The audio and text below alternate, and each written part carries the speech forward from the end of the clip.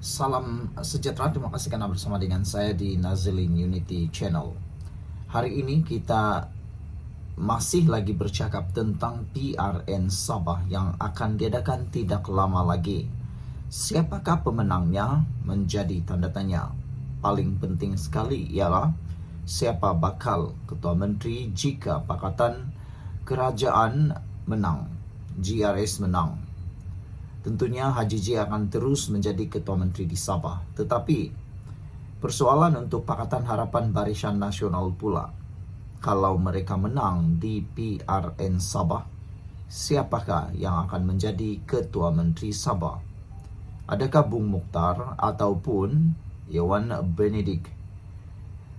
Itu semua menjadi satu misteri yang akan diketahui selepas kemenangan PRN Sabah nanti.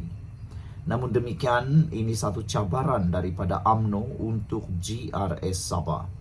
Bubar Dewan Undangan Negeri kalau anak jantan, kata UMNO Sabah. UMNO Sabah hari ini mencabar gabungan rakyat Sabah GRS membubarkan Kabinet Negeri dan menyerahkan kepada rakyat untuk menentukan masa depan negeri itu melalui pilihan raya negeri PRN.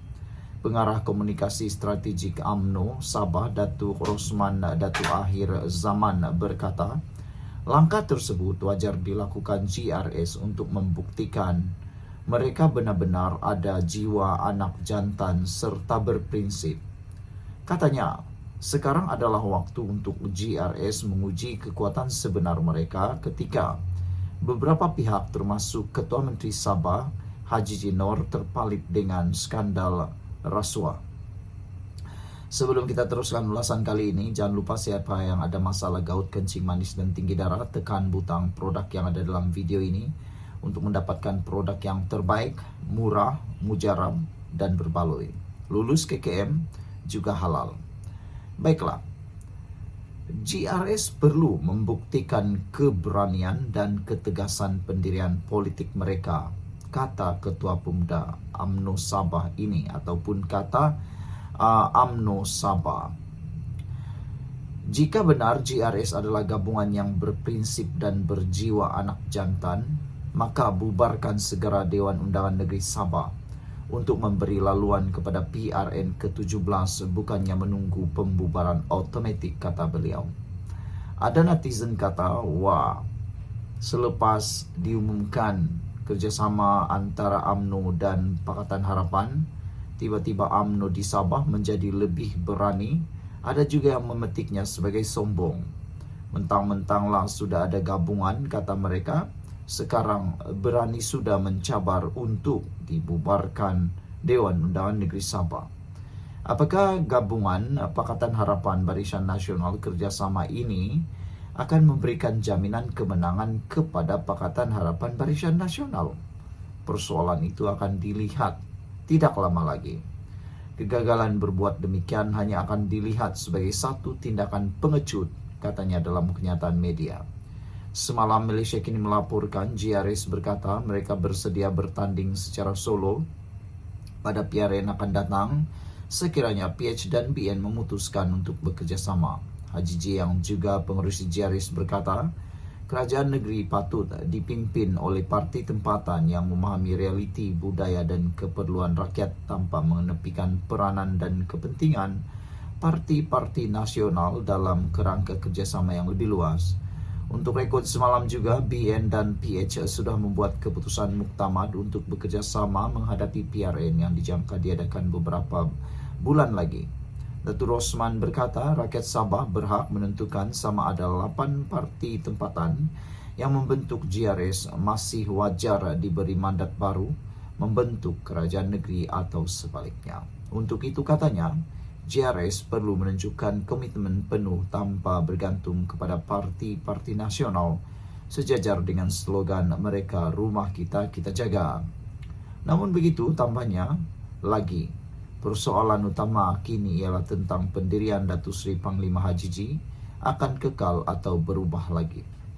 Lebih daripada itu, kata Datuk Rosman, UMNO Sabah berpendapat GRS perlu berani melangkah ke hadapan tanpa ragu-ragu dan membuktikan bahawa mereka bukan lagi lubuk katak-katak politik. Inilah masa terbaik untuk JARES, khususnya PGRS, menghalau parti-parti nasional seperti UMNO, MCA, PKR, DAP, dan Amanah dari Sabah, kata beliau. Sekian untuk kali ini, jangan lupa tinggalkan komen Anda. Salam sejahtera, terima kasih karena bersama dengan saya di Nazalin Unity Channel. Ada orang kata padan muka Papa Gomo, siapa suruh dah terlalu mencari popularity, publicity murahan sampai sanggup melakukan kebodohan melampau di mahkamah, kata mereka. Baru-baru ini Papa Gomo sudah memohon maaf dan Ketua Polis Negara sudah memberikan kemaafan. Tapi tindakan Papa Gomo yang macam tidak menyesal, macam tak ikhlas, membuatkan beliau kini dalam masalah yang besar. Orang kata, jangan salahkan orang lain, salahkan diri sendiri, karena membuat diri sendiri dalam bahaya. Jangan pula salahkan diri orang lain. Hari ini akhirnya Ketua Polis Negara mendapat kemenangan besar di mahkamah apabila dibenarkan memulakan prosiding komital yang kedua. Saya rasa tiada peluang langsung untuk Papa Gomo menang. Dan kalau Papa Gomo minta maaf lagi, saya rasa Ketua Polis Negara tidak akan melakukan kesilapan kali kedua yang boleh kata merugikan Ketua Polis Negara. Saya rasa itulah kesilapan terbesar Ketua Polis Negara dan juga Papa Gomo. Kesilapan Ketua Polis Negara menerima permohonan maaf Papa Gomo. Kesilapan Papa Gomo pula ialah menghina mahkamah. Padan muka dialah, kata netizen. Mahkamah Tinggi di Kuala Lumpur hari ini membenarkan permohonan Ketua Polis Negara Tan Sri Razaruddin Hussein untuk memulakan prosiding komital kedua terhadap penulis blog Papa Gomo kerana melanggar syarat permohonan maaf yang diperintahkan oleh mahkamah sebelum ini. Permohonan itu berkaitan kes saman 3 juta ringgit yang difailkan Razaruddin terhadap Papa Gomo atau nama sebenarnya Wan Muhammad Azri Wan Deris berhubung dakwaan memfitnah yang turut membabitkan Perdana Menteri Datuk Seri Anwar Ibrahim. Pesuruhjaya Kehakiman Gan Chek Chiong membuat keputusan itu selepas mendengar hujah peguam Ram Kumar yang mewakili Razaruddin dan Muhammad Rafiq Rashid Ali bagi pihak Wan Muhammad Azri.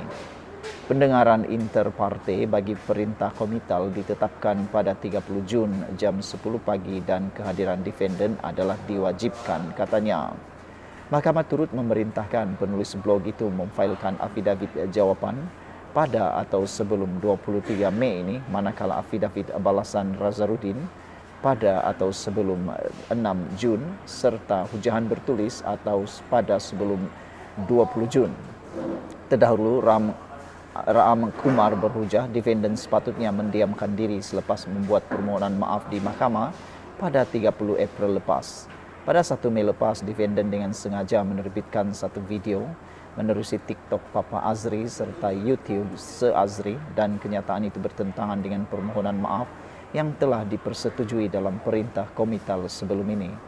Permohonan maaf itu tidak ikhlas dan tidak diterbitkan melalui akaun media sosial yang sama seperti perintah mahkamah. Permohonan maaf di media sosial yang diiringi latar belakang muzik Maafkan Kami daripada sedutan filem Pendekar Bujang Lapuk, arahan Allahyarham Tan Sri P. Ramlee adalah suatu jenaka, katanya. Muhammad Rafiq pula berkata anak buahnya tidak berniat mempermainkan arahan mahkamah dan permohonan maaf itu telah disiarkan di media sosial defendant serta dilaporkan oleh pihak media. Pada 5 Mei lepas, Razaruddin memfailkan notis permohonan ex parte bagi mendapatkan perintah pengkomitan itu agar defendant ditangkap dan dihadapkan ke mahkamah serta dipenjarakan kerana menghina mahkamah. Razaruddin berkata ini kerana defendant gagal mematuhi syarat untuk memadamkan terbitan video berkaitan fitnah terhadap beliau bertarikh 14 dan 15 Januari selain tidak menyiarkan permohonan maaf yang dibacakan di mahkamah pada 30 April di platform media sosial YouTube, TikTok, X dan Telegram. Sekian untuk kali ini dan lebih hebat lagi, instruksi melarang Wan Muhammad Azri dan wakilnya daripada menyiarkan kenyataan fakta di semua platform media sosial sebenarnya ditujukan kepada Razaruddin Hussein. Sekian dulu, kita jumpa lagi. Bye-bye.